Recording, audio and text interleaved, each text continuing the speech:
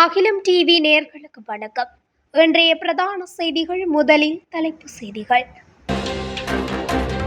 வடக்கில் உள்ள பல போலீஸ் நிலையங்களுக்கு மர்ம நபரால் விடுக்கப்பட்டுள்ள எச்சரிக்கை.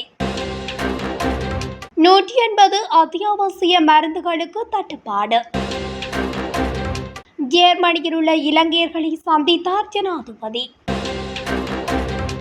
முச்சக்கர வண்டியிலிருந்து எரிந்த நிலையில் போலீஸ் அதிகாரியின் சடலம் மீட்பு. 10 நாட்களுக்கு மூடப்படும் சிவனொளி பாத மலைக்கு செல்லும் வீதி. அதிர வைத்த கோர விபத்து. வீட்டின் கூரை உடைத்து விழுந்த பேருந்து. தடியால் தாக்கி கொலை, சந்தேக நபர் கைது. மருதானை துப்பாக்கி சூட்டு சம்பவம். கட்டுநாயக்க விமான நிலையத்தில் மர்ம பொதியால் ஏற்பட்ட குழப்பம். ஏற்பட்ட வெள்ளத்தில் சிக்கி 78 பேர் பலி. தொடர்பட விரிவான செய்திகள். வடக்கில் சுமார் 10 போலீஸ் நிலையங்கள் மீது தாக்குதல் நடத்த திட்டமிடப்பட்டுள்ளதாக போலீஸ் ஊடக பிரிவு அறிவித்துள்ளது. காங்கேசந்துறை போலீஸ் நிலையத்திற்கு இனந்தெரியாத நபர் தொலைபேசி அழைப்பொன்றை விடுத்து இந்த எச்சரிக்கையை விடுத்துள்ளார். குறித்த தொலைபேசி அழைப்பு கடந்த 11ஆம் தேதி மதியம் 1:15 1:20 வந்ததாக கூறப்படுகிறது. இது தொடர்பாக போலீசார் விசாரணைகளை ஆரம்பித்துள்ளதாக தெரிவிக்கப்படுகின்றது. மேலும் வடக்கில் உள்ள போலீஸ் நிலையங்களின் பாதுகாப்பு குறித்து அதிக கவனம் செலுத்தி வருவதாக போலீஸ் ஊடக பிரிவு தெரிவித்துள்ளது. மத்திய மருந்தகங்களில் வலி நிவாரணிகள் மற்றும் நீரிழிவு, உயர் இரத்த அழுத்தம் மற்றும் சிறுநீரக நோய்க்கான மருந்துகள் உட்பட 180 அத்தியாவசிய மருந்துகளின் பற்றாக்குறை இருப்பதாக அரசு மருத்துவ அதிகாரிகள் சங்கம் தெரிவித்துள்ளது. இவற்றில் 50க்கும் மேற்பட்ட மருந்துகள் மருத்துவமனைகளிலும் பற்றாக்குறையாக உள்ளதாக தெரிவிக்கப்பட்டுள்ளது. ஒரு முக்கியமான புற்றுநோய் மருந்து பல மாதங்களாக பற்றாக்குறையாக உள்ளது. இது நோயாளிகளின் சிகிச்சையை மட்டுப்படுத்துவதாகவும் தெரிவிக்கப்படுகிறது. ஜெர்மனிக்கு உத்தியோகபூர்வ விஜயம் மேற்கொண்டுள்ள ஜனாதிபதி அனுரகுமார திசாநாயக்க ஜெர்மனியில் வசிக்கும் இளைஞர்களை சந்தித்துள்ளார். ஜெர்மனியில் உள்ள இளைஞர்களால் ஏற்பாடு செய்யப்பட்ட இந்த கூட்டத்தில் அந்நாட்டைச் சேர்ந்த ஏராளமான இலங்கை வர்த்தகர்கள், முதலீட்டாளர்கள் மற்றும் தொழில் வல்லுநர்கள் கலந்து கொண்டனர். இதன்போது ஒரு வளமான அரசுக்கு நாம் ஒன்றிணைந்து பணியாற்ற வேண்டும் என்று ஜனாதிபதி அனுரகுமார திசாநாயக்க குறிப்பிட்டுள்ளார். நாட்டை மேம்படுத்துவதில் வெளிநாடுகளில் உள்ள இளைஞர்களின் பங்களிப்பை பாராட்டிய ஜனாதிபதி, சரிந்த அரசை மீண்டும் கட்டியெழுப்புவதற்கான ஒரு நிலையான ஆரம்பம் தற்போது மேற்கொள்ளப்பட்டு வருவதாக கூறினார். வெளியுறவு, வெளிநாட்டு வேலைவாய்ப்பு மற்றும் சுற்றுலா அமைச்சர் விஜித ஹேரத் கூட்டத்தில் உரையாற்றியுள்ளார். நீர்கொழும்பு கச்சிக்கொடை பகுதியில் இன்று காலை முச்சக்கர வண்டிக்குள் ஒரு போலீஸ் அதிகாரியின் எரிந்த உடல் கண்டெடுக்கப்பட்டது. இறந்தவர் நீர்கொழும்பு பிரிவு குற்றப்புலனாய்வு பிரிவின் 56 வயதுடைய போலீஸ் சார்ஜன் ஜெயந்த புஷ்பகுமார என அடையாளம் காணப்பட்டுள்ளார். அவர் நீர்கொழும்பு தளிபத பகுதியைச் சேர்ந்தவர் என்று போலீசார் தெரிவித்தனர். இந்த சம்பவத்தை இன்று காலை அப்பகுதி வாசிகள் நேரில் பார்த்து கொச்சிக்கடை போலீசாருக்கு தகவல் தெரிவித்தனர். அதன்படி கொச்சிக்கடை போலீசார் மற்றும் நீர்கொழும்பு மூத்த போலீஸ் கண்காணிப்பாளர் தற்போது விசாரணைகளை தொடங்கியுள்ளனர். இருப்பினும் சம்பவம் குறித்து மேலும் எந்த தகவலும் வெளியிடப்படவில்லை. நீதவான் விசாரணைக்கு பிறகு சடலம் தற்போது நீர்கொழும்பு பொது மருத்துவமனைக்கு பிரேத பரிசோதனைக்காக கொண்டு செல்ல திட்டமிடப்பட்டுள்ளது.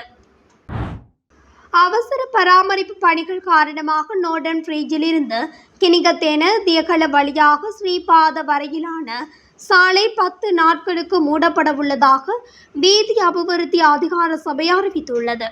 இப்பகுதியில் உள்ள பாலம் இடிந்து விழும் அபாயத்தில் இருப்பதால் புதிய பாலம் அமைப்பதற்காக இந்த வீதி மூடப்படுகிறது. அதன்படி இன்று முதல் ஜூன் 24 வரை 10 நாட்களுக்கு வீதி மூடப்படும் என அறிவிக்கப்பட்டுள்ளது. வீதி மூடப்பட்டிருக்கும் காலத்தில் வாகன சாரதிகள் நார்டன் ஃப்ரீஜ் சாலை மற்றும் கலுகல வல்புட்டி லக்ஷபான வழியாக பிரதேசிக்கும் வாகனங்கள் கட்டன் நார்டன் ஃப்ரீஜ் வீதிகளை பயன்படுத்துமாறு நோர்வுட் வீதி அபிவிருத்தி அதிகார சபை அறிவுறுத்தியுள்ளது. அத்துடன் இதுகுறித்து பல இடங்களில் அறிவிப்பு பலகைகள் பொருத்தப்பட்டுள்ளது. லோனாக் அட்லஸ் பகுதியில் கலனி ஆற்றில் பாயும் கால்வாயின் மீது அமைந்துள்ள பாலம் கடுமையாக சேதமடைந்துள்ளது. பாலத்தின் ஒரு பகுதி இடிந்து விழும் நிலையில் உள்ளதால் புதிய பாலம் கட்டப்பட வேண்டிய அவசியம் ஏற்பட்டுள்ளது. கடந்த 4 ஆண்டுகளாக இந்த பாலம் மோசமான நிலையில் இருப்பதாகவும் தொடர்ந்து பெய்து வரும் மழை காரணமாக அது முற்றிலும் இடிந்து விழும் அபாயம் உள்ளதாகவும் உள்ளூர் மக்கள் தெரிவிக்கின்றனர். மலுள்ள பகுதியில் உள்ள கெகுரன்கேத்து அதிகரிகம சாலையில் விளிசகோஸ் அருகே வழித்தடம் மாறிய பேருந்து வீட்டின் கூரையில் ஒரு பகுதியை மோதி உடைத்து கொண்டு விபத்துக்குள்ளாகியுள்ள சம்பவம் ஒன்று இடம்பெற்றுள்ளது. குறித்த விபத்தானது இன்று காலை 6:30 மணியளவில் இடம்பெற்றுள்ளதாக தெரிவிக்கப்பட்டுள்ளது. விபத்தின் போது பேருந்தில் 20 பயணிகள் இருந்துள்ளதாகவும் சம்பவம் தொடர்பில் போலீசார் மேலதிக விசாரணைகளை மேற்கொண்டு வருவதாகவும் தெரிவிக்கப்படுகின்றது. ஹரணை போலீஸ் பிரிவுக்குட்பட்ட தம்பர பகுதியில் தடியொன்றால் தாக்கப்பட்டு நபர் ஒருவர் நேற்று இரவு கொலை செய்யப்பட்டுள்ளதாக ஹரணை போலீசார் தெரிவித்துள்ளனர். தம்பர மீவன பலான பகுதியில் வசித்த 63 வயதுடையவரே இவ்வாறு கொலை செய்யப்பட்டுள்ளார். இவர் தனது வீட்டில் நபர் ஒருவருடன் இணைந்து மது அருந்திக் கொண்டிருந்த போது வாக்குவாதத்தில் ஈடுபட்டுள்ளனர். குறித்த வாக்குவாதம் தீவிரமடைந்த நிலையில் சந்தேக நபர் அவரது தலையில் தடியொன்றால் தாக்கியுள்ளார். இதன் காரணமாகவே இந்த கொலை இடம்பெற்றுள்ளதாக முதற்கட்ட விசாரணைகளில் தெரிய வந்துள்ளது. இந்த சம்பவம் தொடர்பாக 43 வயதுடைய சந்தேக நபர் ஒருவரை ஹொரணை போலீசார் கைது செய்தனர். மருதானை கோவில்வத்த பகுதியில் துப்பாக்கிச்சூடு நடத்த முற்பட்ட சம்பவம் ஒன்று இடம்பெற்றுள்ளது. எனினும் குறித்த துப்பாக்கிச்சூடு சம்பவம் தோல்வியடைந்துள்ளது. மருதானை கோவில்வத்த பகுதியில் வீட்டில் இருந்த நபர் ஒருவர் மீது ஒந்தூரியை பிரவேசித்த அடையாளம் தெரியாத இருவர் குறித்த துப்பாக்கிச் சூட்டை நடத்த முற்பட்டுள்ளனர். எனினும் துப்பாக்கி வெடிக்காத காரணத்தால் குறித்த துப்பாக்கிச் சூட்டு சம்பவம் தோல்வியடைந்துள்ளதாக காவல்துறையினர் தெரிவிக்கின்றனர். கட்டுநாயக்க விமான நிலையத்தில் மர்மமான முறையில் விட்டுச் செல்லப்பட்ட பொதி தொடர்பில் விசாரணைகள் ஆரம்பிக்கப்பட்டுள்ளன. தீர்வை வரியில்லா வணிக வளாகத்தின் முதல் தளத்தில் கைவிடப்பட்ட நிலையில் 55 மில்லியன் ரூபாய் மதிப்புள்ள வெளிநாட்டு மதுபான போத்தல்கள் மற்றும் ஏலக்காய் பொதியை விமான நிலைய சுங்க அதிகாரிகள் கண்டுபிடித்தனர். 673 வெளிநாட்டு மதுபான போத்தல்கள் மற்றும் 75 கிலோகிராம் இந்தியாவில் தயாரிக்கப்பட்ட ஏலக்காய் இவ்வாறு கண்டுபிடிக்கப்பட்டுள்ளது. மதுபான போத்தல்கள் மற்றும் ஏலக்காய் பொதியை கொண்டு வந்த பயணி மற்றும் வருகை தந்த விமானம் குறித்து சுங்க அதிகாரிகள் விசாரணைகளை ஆரம்பித்துள்ளனர். அதற்கமைய விமான நிலைய தீர்வை வரியில்லா வணிக வளாகத்தில் உள்ள கடைகளின் ஊழியர்களிடம் சுங்க அதிகாரிகள் விசாரித்து வருகின்றனர். அத்துடன் விமான நிலைய பாதுகாப்பு கேமரா அமைப்பை கண்காணித்து வருவதாக தெரிவிக்கப்படுகின்றது. தென்னாப்பிரிக்காவின் கிழக்கு கேப் மாகாணத்தில் கடந்த சில நாட்களாக கனமழை பெய்து வந்த நிலையில் ஏற்பட்டுள்ள வெள்ளப்பெருக்கில் சிக்கி 78 பேர் உயிரிழந்துள்ளனர். 100க்கும் மேற்பட்டோர் காயமடைந்தனர். அந்த மாகாணத்தின் பல்வேறு பகுதிகளில் வெள்ள நீர் சூழ்ந்துள்ளது. வீடுகளுக்குள் வெள்ள நீர் சூழ்ந்துள்ளதால் மக்கள் அவதியடைந்துள்ளனர்.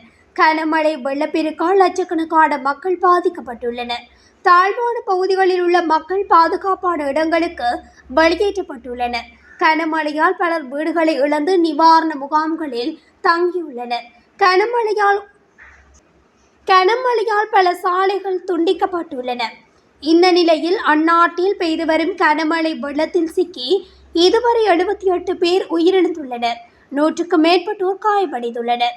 கனமழை வெள்ளத்தில் சிக்கியவர்களை மீட்கும் பணியில் மீட்பு குழுவினர் ஈடுபட்டு வருகின்றனர்.